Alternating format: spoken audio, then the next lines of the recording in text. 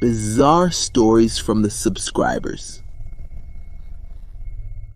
Coelho, I'm Vinicius Hermenegildo, but you can call me Vini. Man, I used to study at a really rough school. All the guys used to skip class and go to the corner to drink beer. That's when they weren't doing other things. Heavier stuff. Jorginho was the crazy guy in my class, who loved skipping classes. He would go in and all, but when it was time for class, he jumped the wall with such ease that even the bravest classmates were impressed. He felt like the true king of the street, free to explore the world beyond the classroom limits. However, there was always something that constantly caught his attention. When he jumped the wall, there was an old lady who lived in the house across the street. From the school, she seemed to always be there watching. Silently watching every move of the troublemakers who jumped over there, right? And with Jorginho, it was the same thing. It was as if her experienced eyes could see right into the soul of the kid, but she never said a word. Even with the constant presence of the old lady, Jorginho was never intimidated, right? He bragged to his friends, saying that nothing could stop him. Not even that strange look from the old lady over there, right? I'm the top dog, he used to say, and nothing's gonna happen to me. However, one day the old lady spoke up, man. She said something to him. She said something that sounded like a premonition. She murmured while he was jumping over the wall. One day you're going to twist that ankle. Jorgen just laughed at those words and kept up his rebelliousness, not caring about the warning from that old lady. The days went by and Jorgen kept skipping classes and breaking the rules. But as the saying goes, every action has a reaction on a particularly sunny day. As he was jumping over the school wall with his usual confidence, something terrible happened. He didn't expect that there were beer bottles left under where he was jumping. In addition to twisting his ankle when he hit the ground, he broke one of the bottles and the shards of glass tore through his sneaker and consequently his foot. Man, it messed up the guy's foot. His weight combined with the speed sent him straight to the hospital. While he was screaming and the ambulance was arriving to rescue him, the old lady let out a grand one. I warned him. The brutal pain he felt was immediate. Jorginho learned the hard way that even the most confident can be caught off guard by life.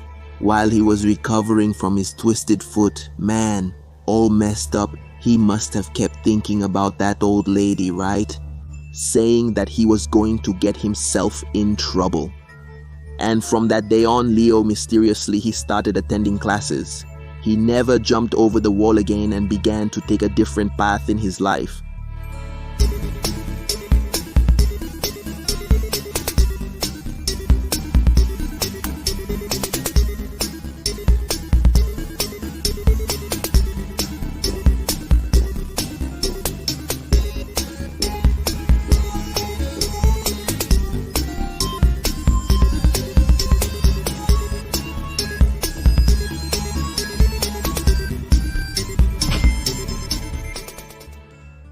Guys, I just released another comic in the store, Cartoon Cat vs. Siren.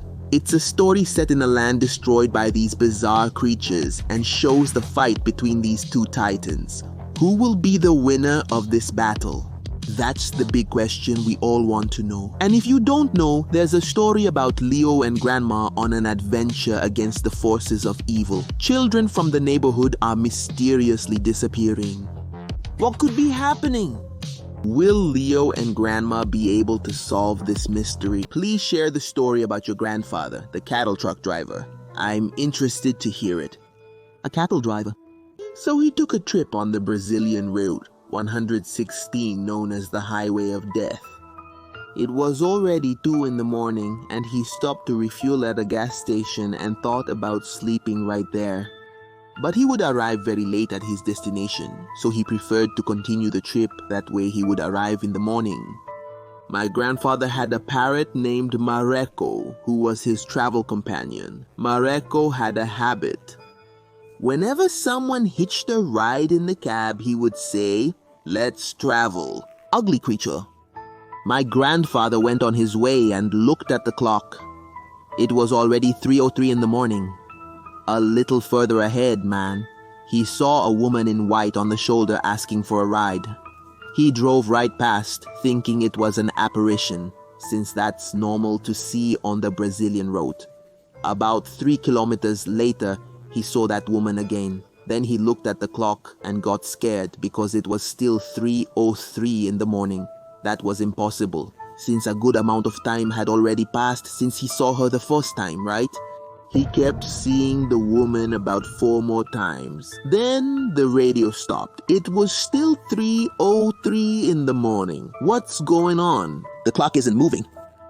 His parrot started to say, "Let's go travel, ugly guy," over and over again. It seemed like someone had climbed up in the back. My grandfather started to feel a heavy breathing and a smell of carrion coming from the cab.